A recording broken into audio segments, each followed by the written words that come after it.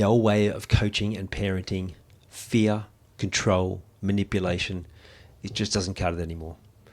What worked on us growing up isn't working on today's kids.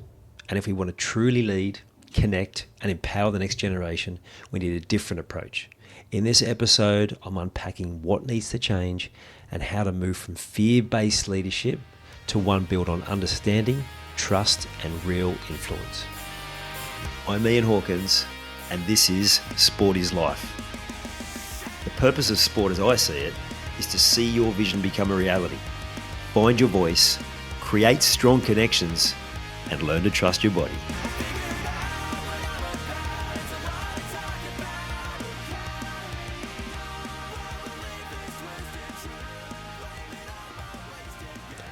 Parenting and coaching doesn't work how it used to.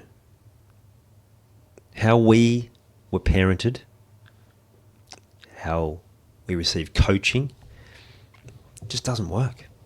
Now, granted, there might be that one teacher. I hope for you there was that one teacher or one coach, or maybe your parent, one of your parents, both your parents, who connected with you in a different way. But most of us received guidance, direction, pretty harshly at different times, but we received it in a way that just doesn't cut it anymore for the youngsters. So you do need to change. One of the traps is that we just repeat the same pattern and we're like, oh, that got results. But then you seem to run into the same problem again in the not too distant future. Because if you're getting results by fear, by manipulation, by pushing, but then wondering why they're not going as well as you'd hoped, well, it's because, honestly, you're doing it wrong. It was the norm for us. We responded to fear. We responded to manipulation, but it was also creating really bad patterns and habits for us that just didn't serve.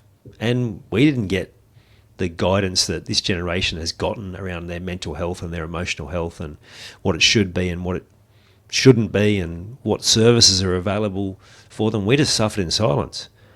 And sure, we had more resilience, but man, we're having to unravel so many different things. Think of your thinking at different times, how it gets trapped in patterns that you just don't like. Think of how much effort you have to put into just maintaining certain levels of health or mentally how things are going. So also granted, there are things now that are seen as good things and they're not necessarily either. But what I do know is that there are things that work. And funnily enough, they're the same things that work in a coaching environment, in a sporting environment, school environment, a business environment. And the ones who are doing all of those things better, this is how they do it. They find a place of connection. They look to empower the people, the youngsters, not threaten, not use fear or manipulation or any of those tactics that always have a negative payoff. I remember working with someone a few years ago and they were telling me how they got results. And that was the question. It's like, how do you feel afterwards though? And they generally pretty awful, because I think back I reflect and go, it doesn't feel good to have to put pressure on people like that. The other trap around the sports coaching one, and sometimes the parenting too, is that there's too much focus on the technical, on the detail, on the I look at people in the football world, the soccer world, and to coach at a certain level, they have to go off and do different licenses, and those licenses are so technically based. And again, nothing wrong with that, but there's nothing there about man management. Nothing of any quality, nothing of any substance. And so they come back out of that and then they wonder why they can't get their team to play a certain way consistently. Even though they've done all the training, they've done all the drills, they should know how to do it. Well, that's because they're dealing with humans, not robots. And they're not using the other strategies of, are they empowering that person? Does that person feel like they have all of the details they need? Is that person being explained in a way that resonates with them? Because we all have different learning styles. We all have different communication styles. Do they feel safe physically, mentally, emotionally? Yes, those other two are important. Because if we feel like we're being picked on or being bullied, or our brain's a bit scattered because it's not coming in, it's not being delivered in a way that makes sense, or emotionally we're not feeling great about how we're being spoken to, it's not going to work. And for us older crowds, sometimes we can be guilty of, they just need to be tough and they need to be more resilient, stop being so soft. Yeah, that's what we copped, and it doesn't work because it teaches suppressing emotions, and these generations, they won't cop it. They just won't.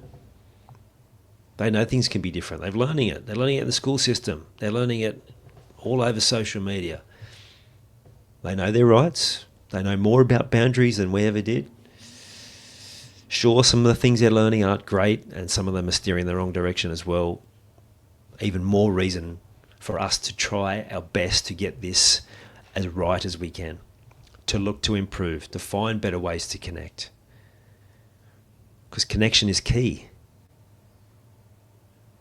Something I've been talking about a fair bit lately on the pod is that the best teams and the best individuals too, they don't just focus on capability. They don't just go to the technical skills. They focus on connection. And if you're talking about the individual, connection to self, knowing what their identity is, who they are, at their essence. We think someone says, who are you? Tell us about you. You probably talk about your family, your job, your this, but that doesn't say who you are. That doesn't tell them about that unique way that you show up in the world, how you do things differently, how you think differently, that way that you can get results that other people can't. That's identity. That's connection to self. And that's what we need as leaders, as parents, as coaches, as teachers, as managers. And it's what they need. Connection to self, and then connection to each other, and done in a way that feels good and that seems easy and that makes sense. It's like change management. I've got a book over there on the bookshelf. For those watching, it's that blue one down the bottom shelf. And it talks about you need to appeal to the mental side when you want change. It needs to be logic. It needs to be simple. It needs to be easy to explain. But importantly, you also need to get people on board emotionally. And that's our job as leaders for the next generation, is to make sure both of those things are ticked. Of course, if you want good results and you want consistent results and you want that to continue to happen for a long period of time. Because as I said at the start, you can get results in the short term by fear, by manipulation, by pushing, by threatening, but it always comes with a negative payoff for you, for them, and for the final result. And it's why I see now a lot of the sporting coaches that I'm helping is that they're wondering why their teams aren't performing consistently. They've seen them at their best. They know it's there, but they wonder why they can't get it happening all the time. And it's because, like I said, they're using methods that are short-term fixes only. And they need to get inside the head of the people that they're helping, find out how they tick, connect with them on a genuine level, show interest in them. And it's amazing the length that people will go to do what you've asked them to do when they feel that they are genuinely supported, that you've genuinely taken an interest in who they are, what they're about, what they like to do. That's connection. So wherever you are connecting with the next generation, just remember what we used to do doesn't work anymore. And think back to that special person you had in your life, that teacher or that coach that had really left a positive mark on you. And ask yourself What was that? What did they do? How did they speak to you? What did they give you that maybe you didn't get in other areas? Why did you want to work for them or play for them or do the right thing for them? And then think, hey, well, how can I provide that for the next generation? And double down on that, triple down on that. And not only will you get great results, it will make you feel better than just about anything. To help someone else succeed, to help them have something you didn't have, to help them overcome a challenge that maybe they didn't think they were fully capable of.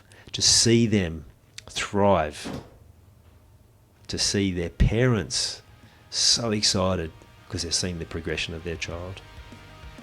There's no buzz like it. You've taken the time to listen to this whole episode. Now it's time to take action. Commit to one thing you've learned today and make it happen. And to avoid any obstructions, join the Sport is Life movement by clicking on the link in the show notes.